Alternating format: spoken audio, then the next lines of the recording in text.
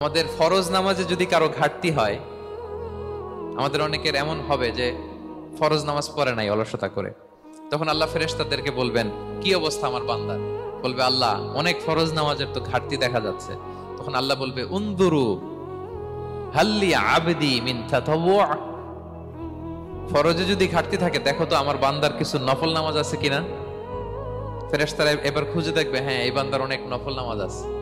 তখন আল্লাহ বলবে ঠিক আছে, এই নফল গুলোরে ফরজের ভেতরে ঢুকাইয়া মেকআপ করে দাও। তাহলে বলেন নফল ইবাদতের দরকার আছে না নাই? কিয়ামতের দিন ফরজ নামাজে ঘাটতি থাকলে নফল নামাজগুলো সেখানে সাবস্টিটিউট করে আল্লাহ তাআলা আমাদেরকে বাঁচাবেন। এজন্য আমরা যেন নফল করি। ফরজ তো করতেই হবে, এটা তো কম্পালসরি, অব্লিগেটরি, আল্লাহর মাইট থেকে বাঁচার জন্য করতেই হবে। কিন্তু আল্লাহর প্রিয় হইতে হইলে নফল ইবাদত করতে হবে। ওটাকে বলে অপশনাল, ওটা হচ্ছে ওভারটাইম। আপনারা ভালো বুঝবেন, এটা কি বলে? ওভারটাইম। ওভারটাইমের বেতন কিন্তু মূল বেতনেরও বেশি, বেসিকের চেয়ে বেশি। বেসিকে যদি পার আওয়ার 20 রিঙ্গিট হয়, তো ওভারটাইমে পার আওয়ার কত? 30 রিঙ্গিট, 40 রিঙ্গিট, ঠিক কিনা? তো এই জন্য নফল গুলোকে যেন আমরা ছোট মনে না করি প্রিয় ভাইরা।